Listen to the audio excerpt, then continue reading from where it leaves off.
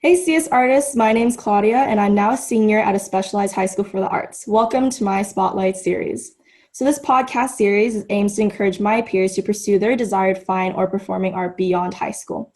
We'll be covering writing, film, acting, instrumental music, dance, musical theater, vocal arts, and production and design. Today's podcast will focus on careers in acting, so please welcome Daniel Manning. Hello. Cool. So why don't we start off by talking about what you're currently working on, or how would you describe your profession? Wonderful. I would describe my profession right now as a mixture of teaching, acting, and writing. I teach at Bridges Academy. I'm a drama teacher there. I'm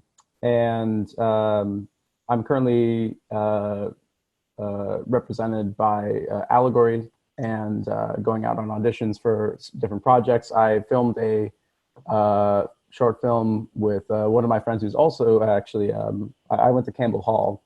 So one of my friends and I from Campbell Hall, we're now working on different projects together. And we just sent one to the New Jersey Film Festival, and we're trying to get that into different festivals and stuff. So that's been kind of my main focus at the moment, is getting that film around. But yeah. Yeah, that sounds exciting. I feel like actors nowadays are just always hustling and always, looking for different opportunities or gigs to hit. So I think that's a really great opportunity, and I hope all goes well for that. I guess I'm curious about how you sort of handle that, because I feel like teaching and also auditioning and acting can be hectic and busy for you. So how do you sort of find a balance in that? Yeah, well, for me, because I guess, so when you're an actor, you are, you're kind of subjecting yourself to a lifestyle of inconsistent work. So that oftentimes requires you to engage in other endeavors along the way. And for me, teaching is a really, really, really wonderful way to supplement that, because not only am I still focusing on acting every day when I'm working with my students, but it provides an opportunity to use all that time that I could be putting to a different sort of job, but to use all that time to continue to study acting. And in fact, like this year, I've changed my curriculum a lot, because there's this new acting book that came out. It's actually not new, but it's a very, very, very important acting book. I think it's I would consider it one of the most important acting books ever written. It's by this man named Nikolai Demidov. Now, Demidov, he was a student of Konstantin Stanislavski's. He was also one of the people involved in the original creation of Konstantin Stanislavski's acting system, which we all use today. And Demidov's book was banned in the Soviet Union for contradicting Stanislavski, which is kind of very interesting that the student is contradicting the master in this case. And they banned him, and Russia only released his work in 2002, and we only got the translation 2 summers ago. So this book is very new for us, and it provides a totally different context for how we look at acting. The main thing that I've been realizing in my work with the students is the importance of this one element that Sanford Meisner kind of developed the system for, but no other American teacher developed the system for, which is called green lighting. And this idea of green lighting is essentially this, that Demidov said Stanislavski's system does something to actors, and it's like the story of a centipede. He says, he tells this sort of parable where there's a centipede, and the centipede can run really, really, really, really fast. And the scorpion is jealous. So the scorpion asks the centipede, wow, how do you do that? And the centipede's like, I don't know, I just do it. And the scorpion's like, no, you don't just do it. First this leg moves, and this leg's ready. And the centipede starts thinking about everything, and suddenly the centipede can't even walk. And Demidov says this is what we do to acting students with the Stanislavski system, that we have them thinking on their task or their objective, and then meanwhile, they have to have this activity going, and they're putting in their mind, they have to have their emotional memory ready, and putting their mind in all these different things, and suddenly they're not synthesized together.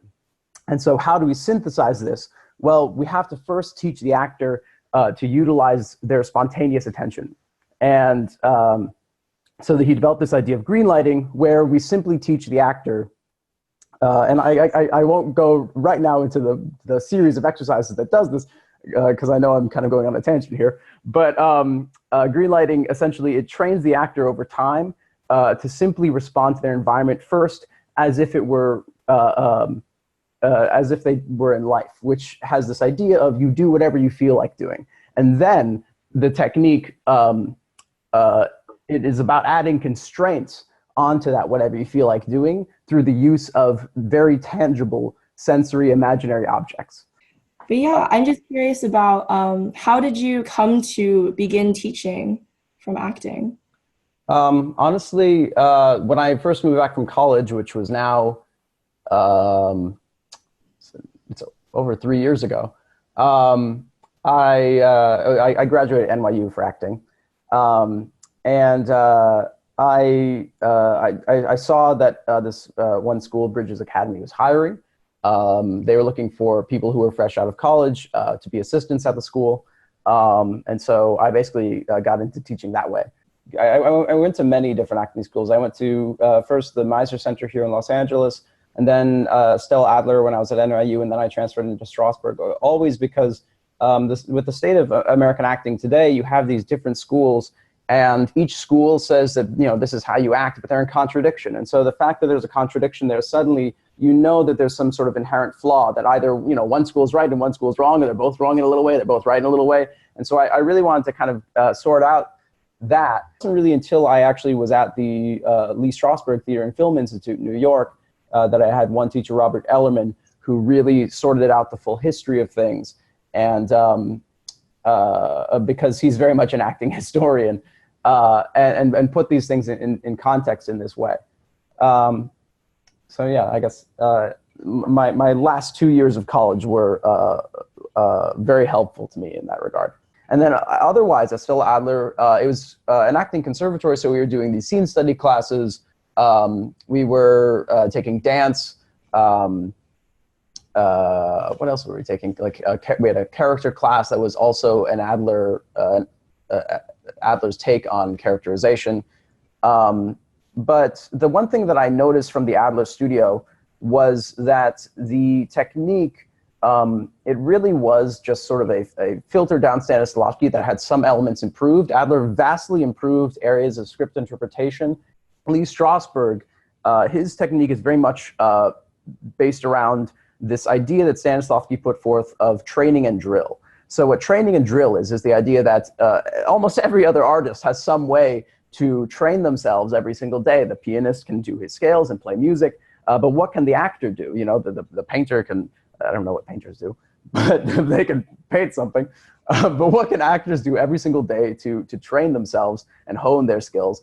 And the answer that Stanislavski and Boleslavsky came up with and Strasberg ran with is that because acting deals so much with our ability to respond to imaginary stimuli, what we want to do is develop a series of training exercises that improve that ability to respond to imaginary stimuli. A lot of my peers from my school are really interested in knowing about, you know, like specific things, like opportunities or experiences that they can gain from different colleges. And I'm not like, I think you can sort of touch on that because you've been to more than one and more than two. So, I mean, I guess what sort of advice do you have for students who are looking into going into college but having to choose one? My advice would be this, that the degree that you get as a theater degree is, it's not like degrees in other places. If you get a degree in physics, you know, that degree is going to directly help you get certain jobs that involve, you know, that, whether it's engineering or being a, you know, physicist. I guess you'll probably have to go to grad school for that. But regardless, certain degrees have certain practical uses just when you have the object, the thing. The acting degree is not so much like that. An acting degree, really the value comes from the training that you get from the school and the information and the resources that the school has. And so you have certain schools that really stand out, like Juilliard and Carnegie Mellon, for example, or if you're looking at graduate schools as well, Yale, stands out, where these schools have a large amount of people who are working in the industry, who are looking at those students, who try to poach the students from the schools before they even graduate. While you're working there, you're working with a lot of people who are directors on Broadway, and I mean, Daniel Day-Lewis now teaches at Juilliard. So there's certain schools that have tremendous amounts of resources, so that when you as an actor leave that school, you have a very clear path, perhaps, that you could take for your career. At the very least, you have a lot of opportunities. Now, those schools are rare. They're the gems, right, that everyone's competing for.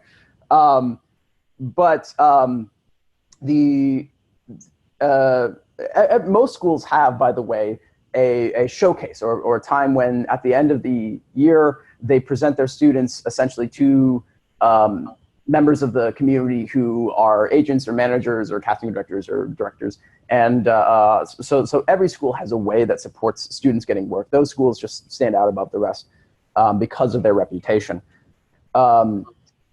Otherwise, I would look at the techniques that the school is teaching, because that's going to be a huge influence on what you're learning, right? I mean, no, it's literally what you're learning.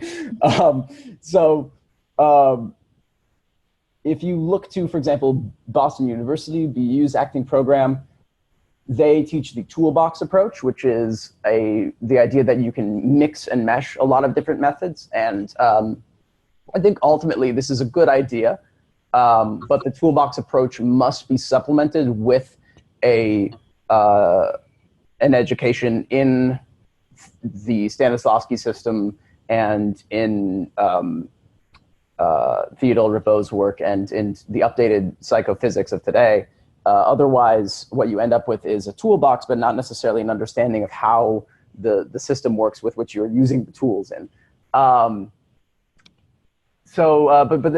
that's a very, very good school and a very good place to learn a lot of different techniques if you feel like you want a broader spectrum of things.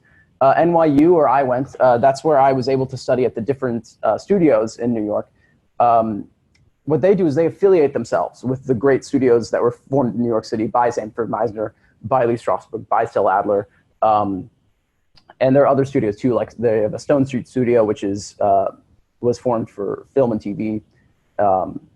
So NYU is kind of a place where when you go there, you are 100% going to learn a particular method, but you don't necessarily have to learn that particular method for the entire time. So after the first 2 years of your primary studio, I was at Still Adler for my primary studio, I transferred to the Strasberg studio, and I stayed there for the rest of the time.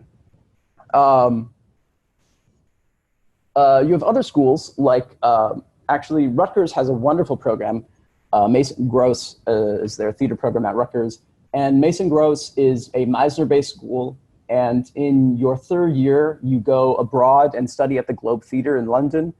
And I had a friend who went there, and he was able to learn for an entire year from Tim Carroll, who is a Tony Award-winning director who directed Mark Rylance in Twelfth Night and Richard III on Broadway. So these are, wonderful opportunities also coming from these other schools where you're getting fantastic training and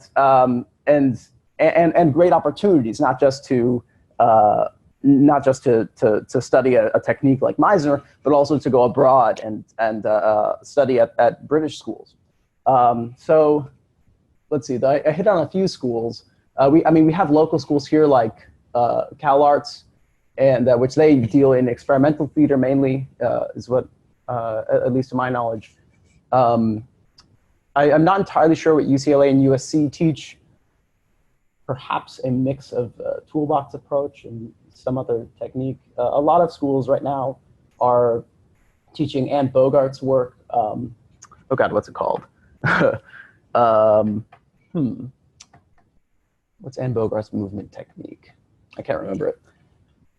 But that's very popular now, like, for example, at certain local schools like AMDA and ADA in Los Angeles. But it's very important, I think, because of the way that an acting degree works, that you look at two things: the technique that the school is teaching, whether or not you feel like you are interested in that technique or curious about it. And in fact, I recommend anyone to not also simply make a snap judgment of the technique, but also to actually really look into it. And perhaps a technique you thought you wouldn't like, as you read more into it, you actually find quite alluring. So you want to look at the technique, but you also do want to look at the resources that the school has for actors in general. Who are the people that you're going to be learning from, right? At NYU, I had some wonderful opportunities while at Strasberg to work with people who working as directors on Broadway and who were, working as actors in the television industry. So these factors, I think, are probably the primary ones you should be thinking about, because theater school really is different from any other kind of degree. Yeah, I like how you touched base on, looking more into what the school may offer or teach.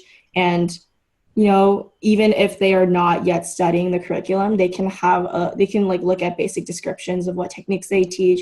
Maybe they can do college visits to look at more of the resources to see if the environment and also the school itself is suitable for them. And I know that you talked a lot more about, colleges that are not exactly in California, but, maybe in the East or abroad. So do you find value in making that journey perhaps from West to East or even beyond to learn acting? Absolutely. I think that, there are a few cultural hubs for acting. Los Angeles is clearly one of them. If you've grown up in Los Angeles, though, I think that it is important to go somewhere else. It's important to go somewhere else, I think, just in general for people to see different parts of the world, and that's a different element of going to college. But I think it's important to learn acting in different environments, because the Los Angeles environment is so based around film and TV. And even if you are like, well, that's what I want to do, the thing is that you want to really even understand where those lessons are coming from. For example, film and TV, it's been completely shaped by the Actors Studio, which was formed by Elia Kazan and Cheryl Crawford and later headed by Lee Strasberg, and still exists today. It's now headed by Al Pacino. The Actors Studio is what made acting what it is today in film. It's what changed acting from back in the day in like the 1930s. We were like, oh God, Eliza, I can't live without you. So nowadays we actually hear people talking and it sounds realistic. I've never seen an actor not trying to do a good job. Every single actor is always up there doing their best to try to give a good performance. And there's something very unselfish in that and very noble in that. And that there's a lot of people who dismiss acting. There's a lot of people who, sometimes it's looked upon even by actors. Marlon Brando used to say acting is not a fit profession for anybody. But I think that there is a tremendous value in that struggle to know, in that struggle to do well, in being confused but wanting to do better, and in admitting when something didn't go quite as well as you hoped it would, but being okay with that, because ultimately what all of us in a way should want from our acting is something that's nearly unattainable for someone who's just learning, and for most people in general, that what we should all be shooting for is acting that is 100%, that trick of the attention is 100% the entire time. We have no thought on the performance. The actor is quote unquote totally in it, and you look at someone like Daniel Day-Lewis and you say, okay, my goal for my performance tonight is to be better than Daniel Day-Lewis. Are you going to reach that goal? Probably not. Maybe, probably not. But if that is your goal, and if the flaws in your performance are those flaws that keep you from that goal, then first of all, those flaws aren't things you should feel bad about. You're like, oh, rats, I didn't do as good a job as Daniel Day-Lewis tonight. That's pretty cool. No one does as good a job as Daniel Day-Lewis. So I think we can look at our flaws with greater humor. We can look at this great goal as something to constantly work to, and to not feel bad when we don't reach it. So that's my last bit of advice. Yeah, I loved how you ended that off. I mean, a lot of people do chase perfection, and sometimes you don't reach it, but you don't realize how far you've come by Right. looking at that. But yeah, I think it's really great that you put that all into perspective. So, again, thank you very much for taking time to be on my podcast. It means so much. Absolutely. Yeah, and I know the acting conservatory, my school, will benefit so much from this conversation. So, yes, I hope you have a great rest of your weekend and good best of luck to you on all your other, projects and things that you're pursuing. Thank you. Good luck to you as well. All right. Bye bye. Bye.